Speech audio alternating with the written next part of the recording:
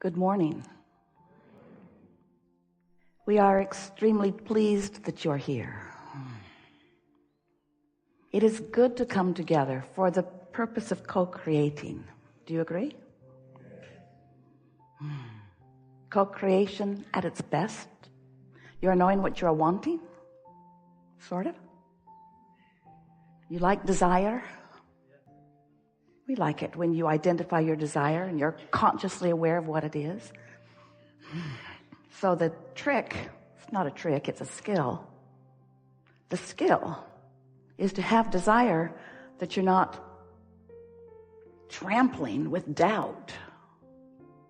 To have desire that you believe. That's just the best. A desire you don't believe, not so pleasant, is it? So it seems logical, well, I will just get rid of the desire. Not so much. Because once life has caused you to identify a desire, that's a strong momentum. And it really is, even though sometimes it doesn't feel like it, the path of least resistance to line up with the desire rather than to rail against it. What we want to encourage in these hours that we are together is an understanding of how you be in this universe. We want you to remember that you are source energy, mostly. Even though you're in this physical body, the non-physical part of you is still dominant. And as you are in this physical body, with source flowing to you and through you, you are continuing the eternal life that you are all about. So even when you don't know it, even when you feel bad, even when it feels like things aren't going well, source energy is flowing to you in the only way it can be described is an unconditional love, no matter what. This source energy, the same energy that creates worlds, flowing to you. But how you allow yourself to be in that energy, it's like a permeation of environment all around you of well-being and appreciation. But if for whatever reason you've decided to be mad at yourself or someone else, then you're not allowing, hear this, we've never said this to you before, you are not allowing in your moments of negative emotion the unconditional love to be reached by you because of the conditions that you are placing. Can you hear that? Only you can block the unconditional love with the conditions that you place. These are my conditions. I don't like that person very much. Or that didn't go well for me.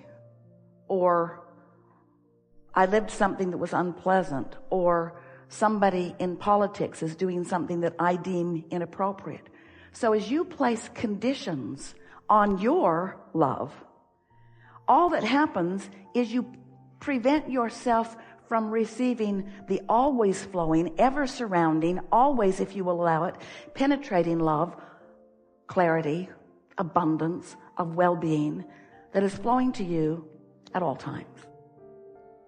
So this gathering, we've called it a lot of different things. The science of deliberate creation, because we wanted you to be deliberate about what you were thinking. The art of allowing, because we wanted you to figure out how to be in that soft place of allowing this energy to flow. And these days, what we're really wanting to put emphasis on is you walking around all day in this body, offering a vibration which equals your point of attraction. So you are establishing a vibrational environment, a vibrational climate. It's like how the scientists prepare the petri dish so that they will be able to introduce something to it and grow in it just what they want to. You sort of kind of get that. You've got your own environmental vibrational thing going on. And what that amounts to is the degree to which you allow or don't allow the good stuff that source is flowing to you. That's it. So if you can get that when your kids misbehave and you shout at them because they deserve it, by your opinion and most of the books you've read, then what's happening to you in that moment is you are reacting to their behavior, not to your practiced environment. Source never does that to you. Source never responds to your behavior. That's why Source's love is unconditional. But when you respond to someone's behavior or to a circumstance or an event, rather than to the practiced climate that you've established, that's when life gets kind of confusing, because that happens and you respond to it, and when you respond to it, it affects your climate. And when it affects your climate, it affects your point of attraction, so other things like it come to you, and then you start believing that this is just the way it is, because it shows itself to you that way over and over and over again. So why wouldn't you believe it? That's the way it is. They would consider you to be in denial, fabricating things, making things up. And we say, yeah, do that. Tell it the way you want it to be. Practice the environment. Create your vibrational reality. Create your vibrational climate. And then watch what comes. Esther remembers watching Groundhog Day the first time. Her father's birthday is on Groundhog Day, so Groundhog Day has always been fun in their family. Then the movie Groundhog Day came out. Have you seen it? If you're alive on this planet, you have. Where every day starts over again. And the guy just got better and better at navigating through the day as he remembered what happened yesterday and adjusted to it. And that's, in a very bulky sense, what we're encouraging you to understand about your vibrational climate. You've created the climate, whether you know that you have or not, and everything that's coming to you is coming in response to your vibration, because that's the way this universe runs.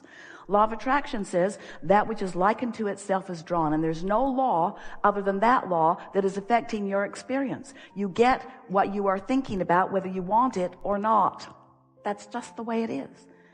So what you've practiced to be your vibrational countenance relative to money, relative to relationships, relative to home or business or life, relative to every subject in the world, what you've practiced yourself into thought about equals your vibrational environment, and then the universe, the world, the people around you, the circumstances and events, they can only show you what you've created.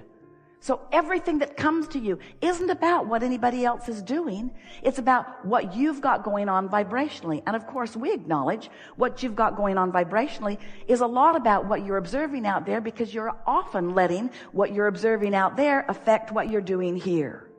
But you don't have to. There's this momentum thing that happens, though. Once it gets going, it's just easier to let it go that way, because it's difficult to turn it around. So we want to talk about momentum. We want to talk about deciding how you want to feel. We want to show you how to get this vibrational climate around yourself in an attitude that you'll like what flows into it. Because when you're in this vibrational place that is in sync with who you really are, your emotions raise from pure satisfaction to true passion and enthusiasm for life. You feel clear and sure and interested in life. You feel fun. Your timing is good. You feel vitality. Everything about your world feels good to you once you deliberately prepare your vibrational environment to be the receiver of the things that it must receive, because law of attraction will not give to you something that you have not practiced. We always like to put this analogy in early in our conversations with you. Sometimes it is as if you are saying to us, Abraham, I've jumped out of an airplane and I don't have a parachute. Would you please advise me as what to do now? And we always say, hang on, it will be over in a little while. Because there is a momentum at that stage that there is not likely an action that you're going to find that is going to dramatically change the outcome, because you waited too long before you addressed it. You let the momentum get going too far. Well, no big deal. The momentum will peter out. And when you sleep tonight, the momentum will stop altogether. And in the morning when you awaken, you have the option of beginning your momentum in a way that creates a vibrational atmosphere that you will like what comes to it. So since we've been talking like this, Esther has been thinking a lot about creating her vibrational atmosphere. And she's saying to herself often, and it will serve you well too, I want to respond to what's happening out there in the world, or happening to me, happening anywhere that I'm involved with it or observing it. I want to respond from this practiced place of alignment, not from this reactionary place. And really, that's what the art of allowing is all about. It's deciding how you want to feel. It's understanding that you are extensions of Source. It's understanding the way Source always bees with you. In fact, do you know that the only reason that you can even feel what you would call negative emotion, whether you call it fear or rage or embarrassment or anger, every negative emotion that you feel is only possible because you are feeling a way that the Source within you does not feel about the same subject. In other words, you're setting up a frequency that's different from the frequency of Source. So really what negative emotion is, here's the clearest way that we can ever explain it to you. Here you are standing in your world, in your body, in your beingness, and Source is surrounding you with well-being. And when you let yourself be the receiver of that well-being, of that clarity, of that love, of that appreciation, of that abundance, then you'll feel great. But when you start thinking thoughts that prevent it from coming, that's what negative emotion is. It's your resistance to the natural well-being, to the unconditional love, to the unconditional prosperity, to the unconditional clarity that is flowing your way all day, every day, if you will figure out some way to let it in. So that's what we want to help you do. Figure out ways to let it in. What do you want to talk about? You now know everything we know, and the rest of it is really up to just practicing it out there in the world. You just got to get out there, have an experience, and then acknowledge, oh, that experience matches the climate that I established. Do I want to adjust the climate, or did I like it? If you liked it, adjust nothing. If you didn't like it, adjust it. Got to be asking how? We'll talk about it all day. We've enjoyed this interaction more than you have, because we're already down the road into the clarity that you are in the process of discovering. It's exhilarating to us to play with you in this way. You are a unique and magnificent collection of consciousness. Oh, never been a day like this. Never been moving forward like this. Never been alignment like this.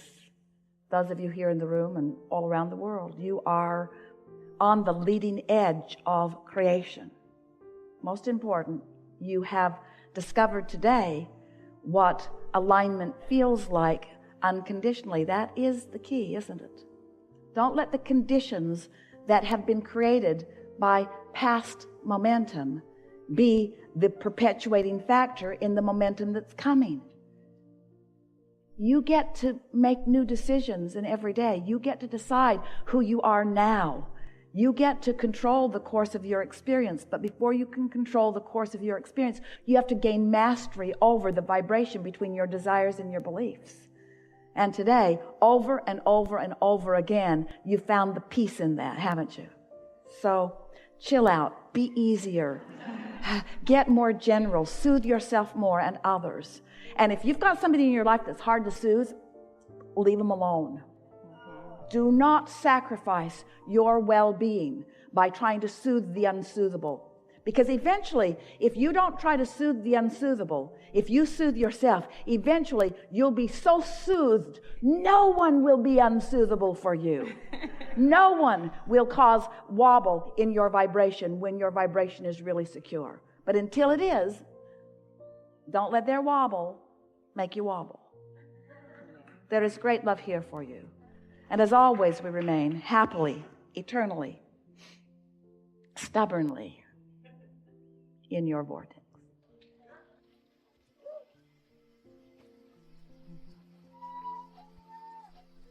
You guys are so wonderful. It's a wonderful day. I love you guys.